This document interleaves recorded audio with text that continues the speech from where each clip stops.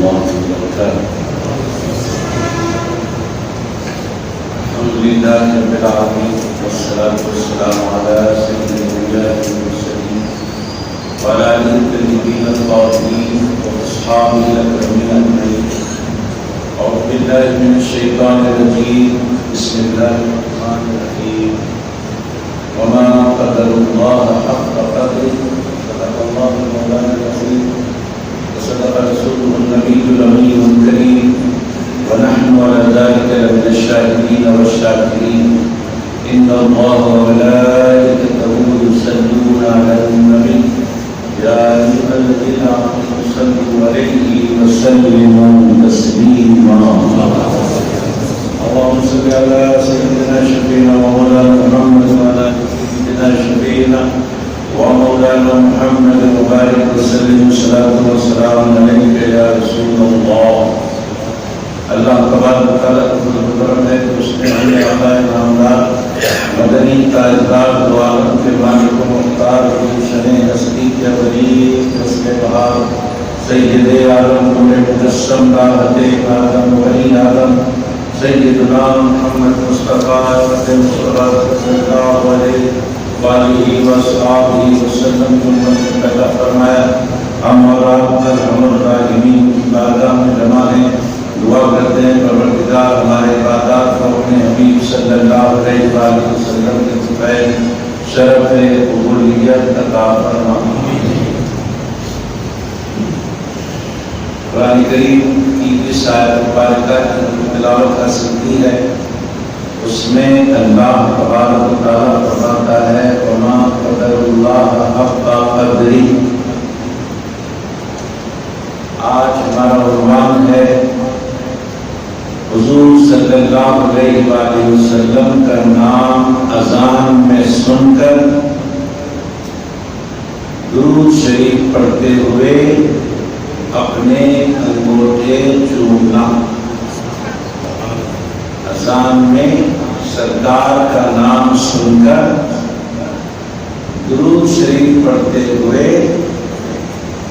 انگوٹھے چومنا. انگوٹھے چومنے کو کہتے ہیں تقبیل ابہامین. اس بارے میں بہت سارے اختلافات ہیں. اہل سنت والجماعت اذان میں سرکار کا نام سن کر انگوٹھے چومتے ہیں درود شریف پڑھتے ہوئے. ایسا نہیں کہ درود نہیں پڑھا صرف انگوٹھے چوما، ایسا نہیں ہے. درود شریف پڑھتے ہیں صلی اللہ علیہ یا رسول اللہ پڑھتے ہوئے. پہلی بار اشہد ان محمد رسول اللہ جب سنا جاتا ہے اذان میں صلی اللہ علیہ یا رسول اللہ. اس کے بعد دوسری بار اشہد ان محمد رسول اللہ پڑھا جاتا ہے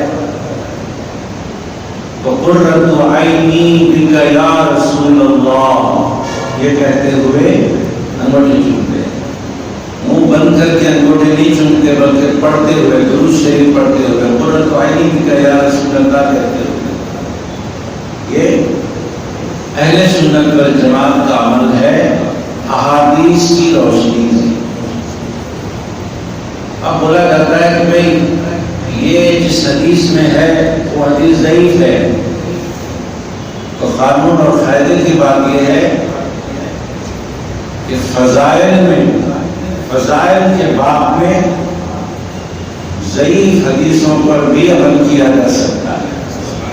یہ فائدے دنیا کی بات نہیں، فائدے کی بات اہل علم جانتے ہیں.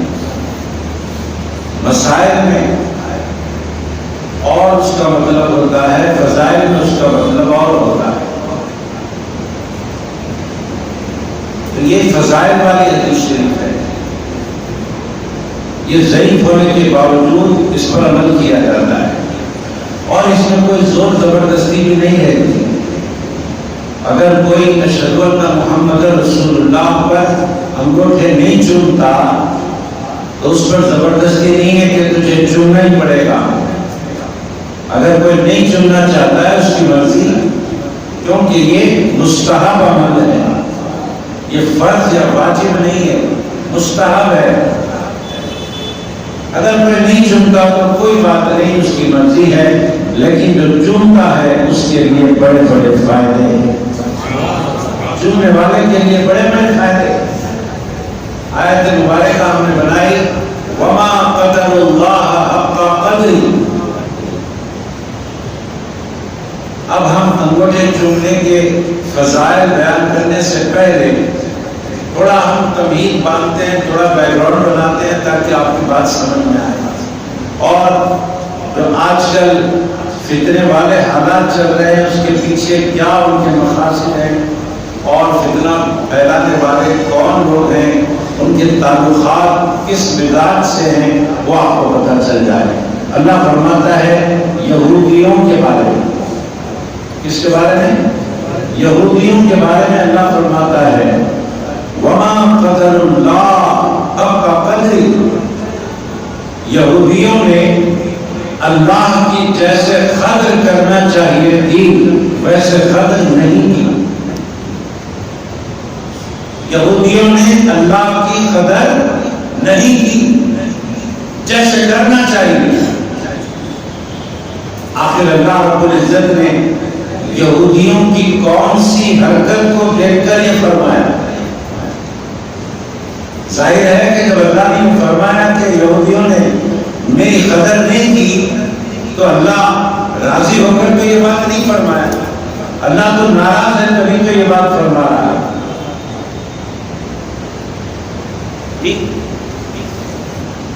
اللہ ناراض ہے ان کی حرکتوں سے تبھی تو یہ بات فرما رہا ہے۔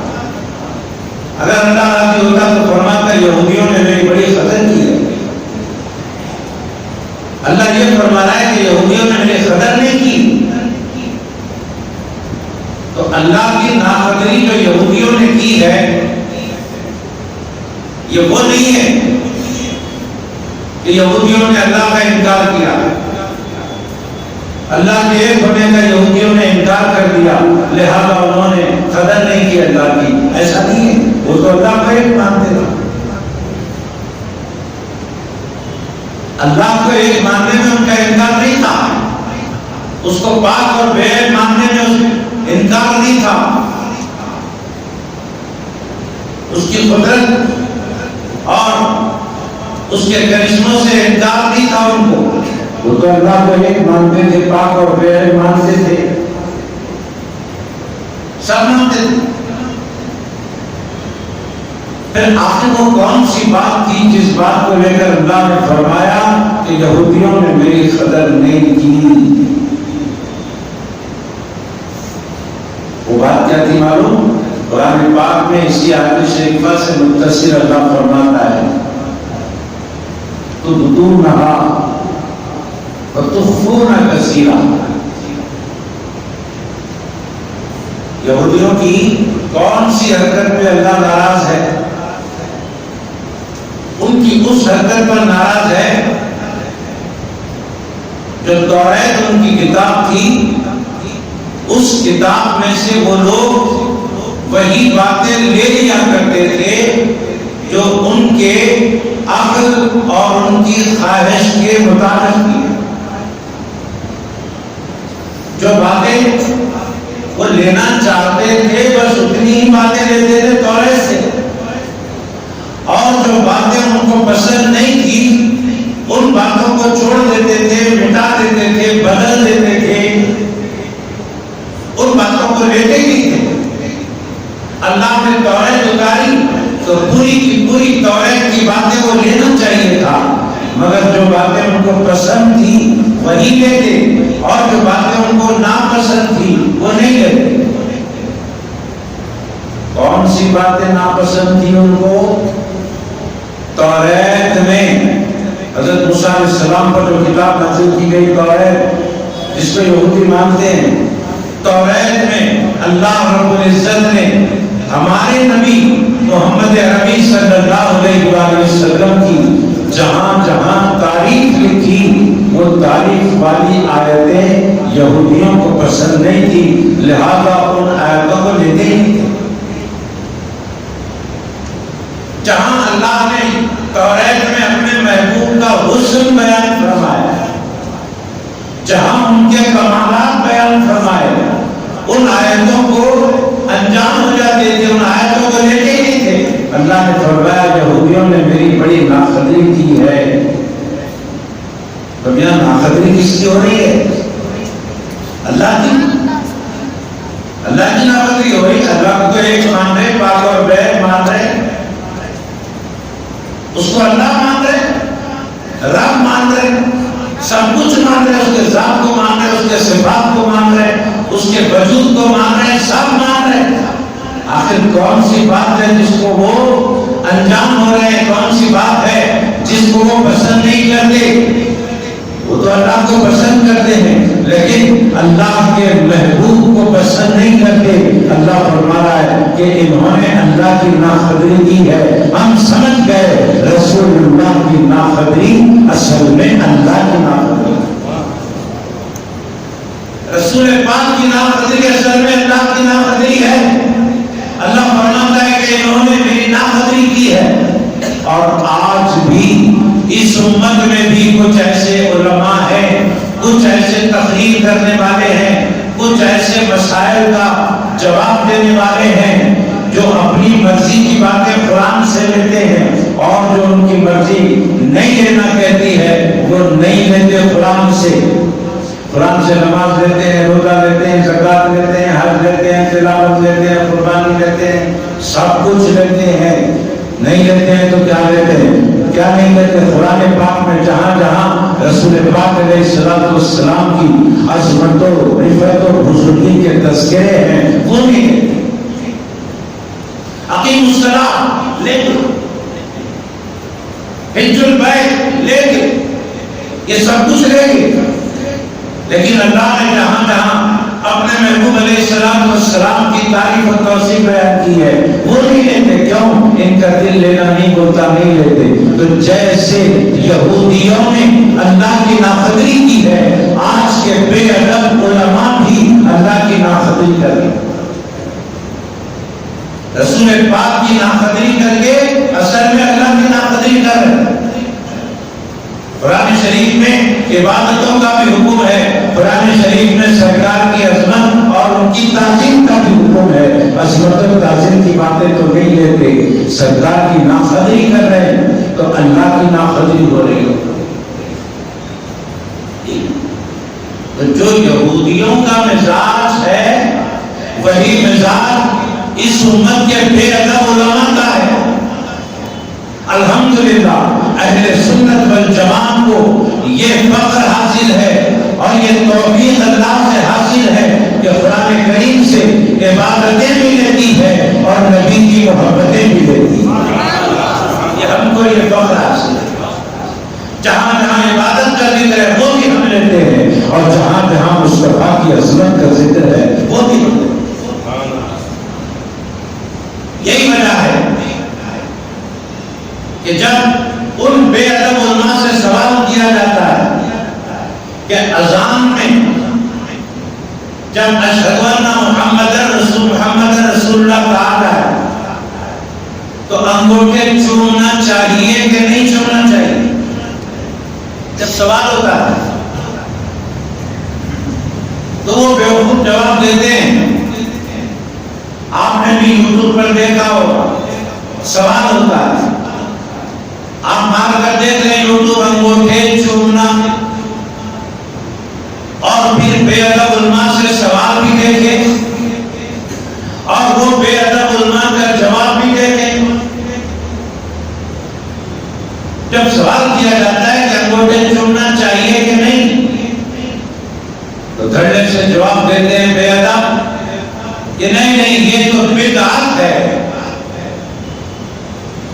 یہ تو خالص بدعت ہے، پکی بدعت۔ اور بدعت اتنی بری بات کا نام ہے، اللہ کے نبی علیہ السلام نے ارشاد فرمایا کل بدعت ضلالہ وکل ضلالۃ فی النار۔ سرکار نے فرمایا کہ ہر بدعت گمراہی ہے اور ہر گمراہی دوزخ میں لے جاتی ہے۔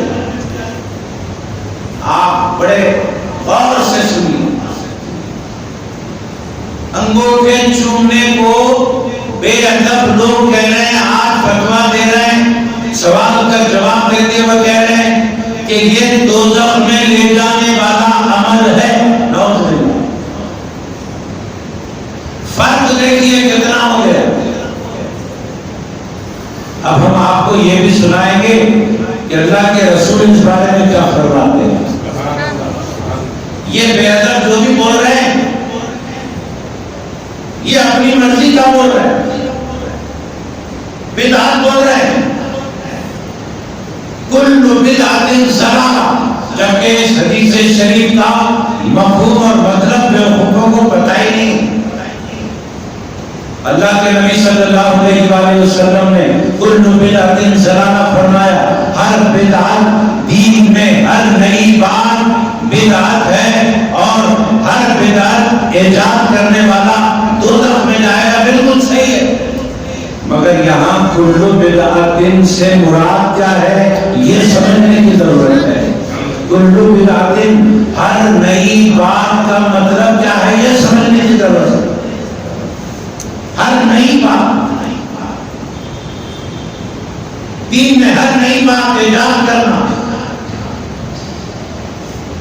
بدعت گمراہی، اور ہر گمراہی دوزخ میں لے جاتی ہے۔ وہ کل بدعت، ہر نئی بات کا مطلب کیا ہے ذہنوں میں بٹھا لیجیے جو میں بولنے والا ہوں۔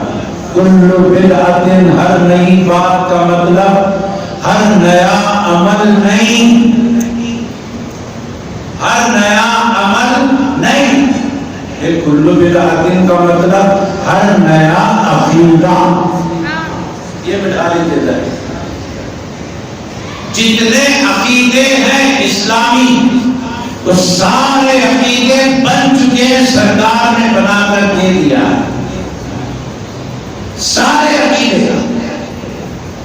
اب سرکار کے بتائے ہوئے عقیدوں کے بعد اگر کوئی ایک بھی عقیدہ نیا بنائے گا، ایجاد کرے گا، وہ بدعتی ہے، اس کا ٹھکانہ دوزخ ہے۔ عقیدہ، نیا عمل نہیں۔ اگر نیا عمل جو سرکار نے نہیں بتایا، وہ اگر بعد میں کسی نے بتایا تو وہ بدعتی ہے۔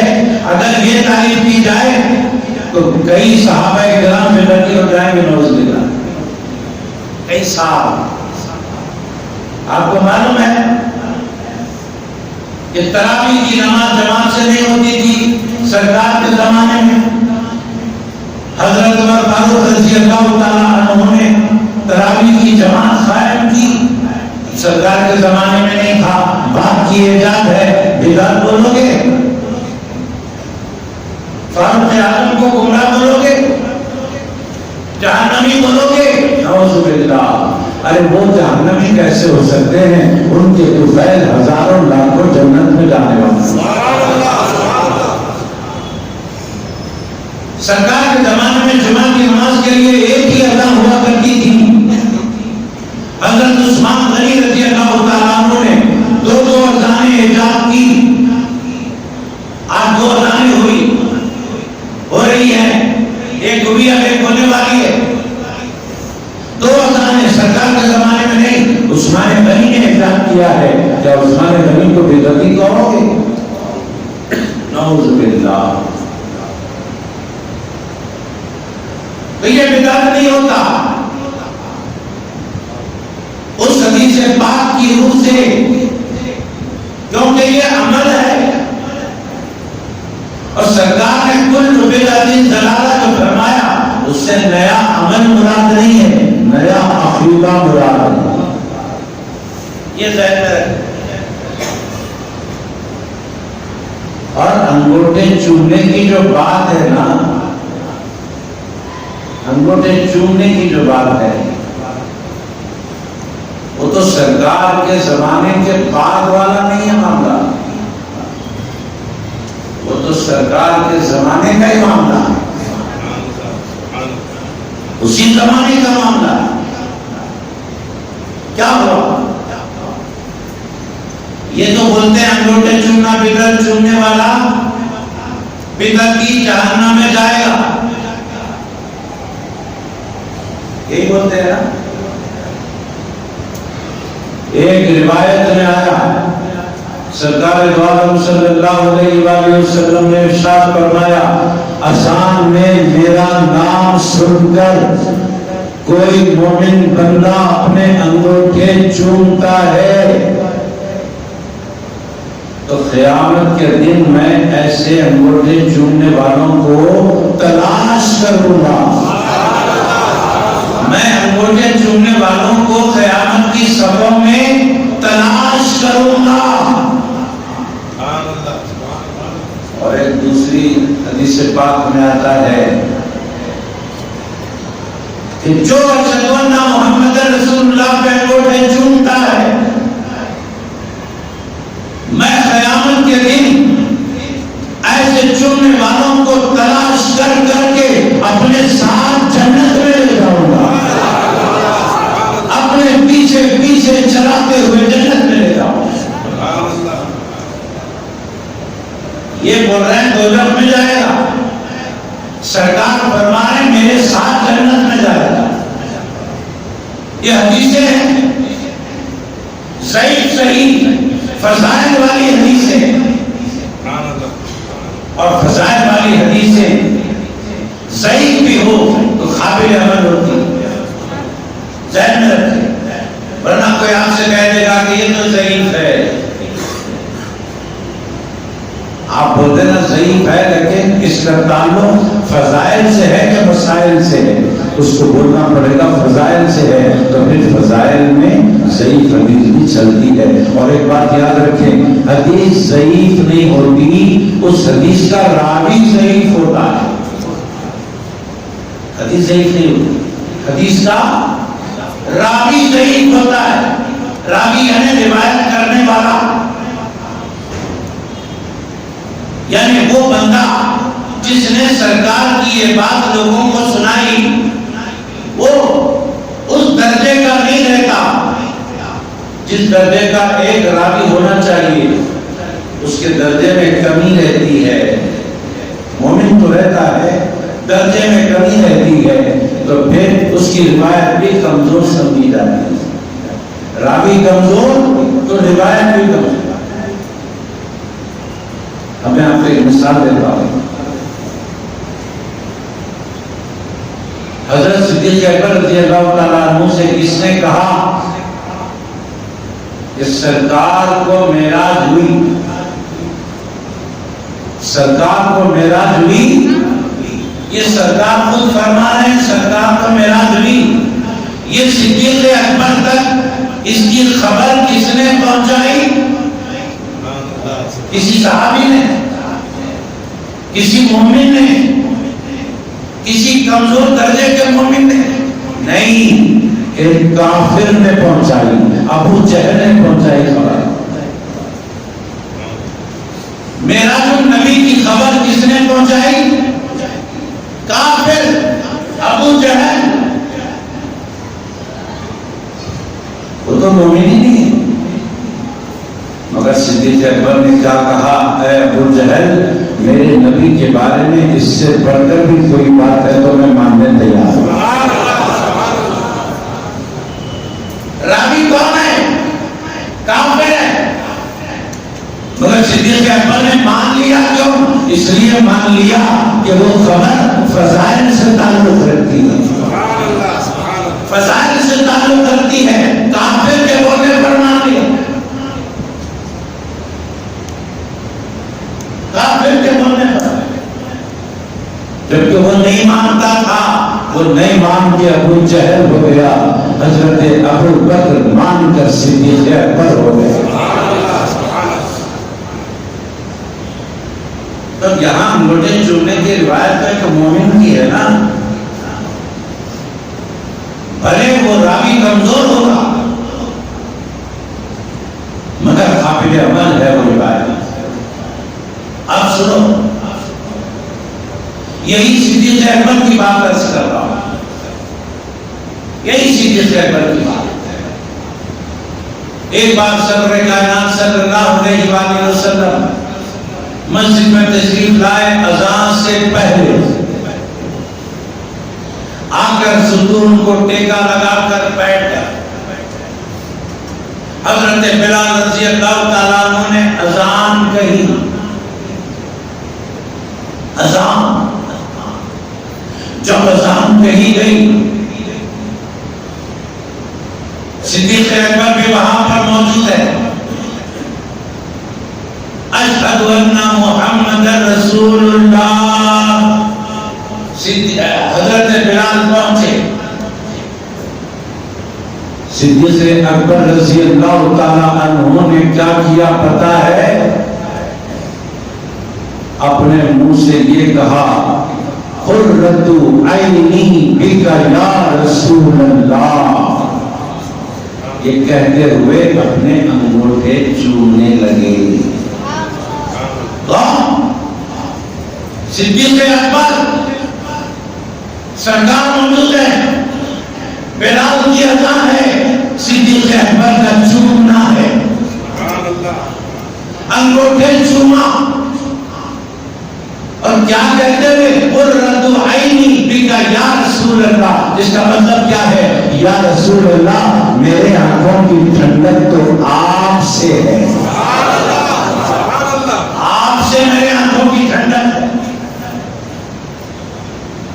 آج ہم بھی کوئی کہتے ہیں پہلی بات صلی اللہ علیہ یا رسول اللہ، دوسری بات قرۃ عینی بک یا رسول اللہ، ٹھیک ہے؟ بلال کی اذان سرکار نے سنی، صدیق اکبر کا چومنا سرکار نے دیکھا، اگر غلط ہوتا نا تو سرکار فرماتے ابو بکر یہ تم نے کیا کیا؟ میں نے کہا تھا ایسا کرنے کو،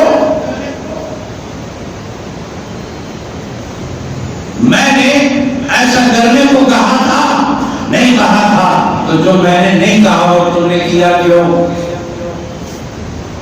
سرکار نے ٹوکا کیوں نہیں؟ اس لیے کہ حکم پر عمل عبادت میں کیا جاتا ہے، اور محبت بغیر حکم کے کی جاتی ہے، محبت بغیر حکم کے کی جاتی ہے، محبت کرنے کے لیے حکم نہیں کیا جاتا، خود سے کی جاتی ہے۔ سرکار نے دیکھ کر یہ نہیں کہا کہ یہ غلط ہے ایسا مت کرو، ایسا میرا حکم نہیں ہے، نہیں فرمایا، بلکہ سرکار نے فرمایا اے ابو بکر سنو، یہ جو تم نے کہا اور جو تم نے کیا، اگر میری امت میں سے کوئی ایسا عمل کرے گا تو کل قیامت کے دن میں اس کی شفاعت کروں گا۔ اور آج یہ بولتے ہیں کہ چومنا بدعت ہے، کیوں بولتے ہیں؟ اس لیے بولتے ہیں کہ سرکار کی عظمت ان کو دیکھی نہیں جاتی، اور اللہ فرماتا ہے میرے حبیب کی عظمت جس کو دیکھی نہیں جاتی، اصل میں اس نے میری عظمت سے انکار کیا ہے، میری قدردانی سے انکار کیا ہے۔ وما قدر اللہ حق قدری، میرے محبوب کی ناقدری کرنا اصل میں میری ناقدری کرنا۔ بس ایک بات ذہن میں رکھ لیجیے کہ انگوٹھے چومنا مستحب ہے، اگر کوئی نہیں چومتا زبردستی نہیں ہے، اس کے نصیب ہے، لیکن جو چومتے ہیں ان کے لیے بڑی بڑی خوشخبریاں ہیں۔ اللہ سے دعا کرتے ہیں پروردگار جو کچھ کہا گیا سنا گیا اس پر ہم سب کو عمل کی توفیق عطا فرمائے۔ صابرہ بیگم، افضل بیگم، نسیم آپا، وسیم، سہیل، عائشہ، تبسم، فریدہ بیگم، امیدہ بیگم، اللہ تعالیٰ ان سب کو صحت کاملہ عطا فرمائے۔ صلی اللہ علیہ وسلم، الحمدللہ۔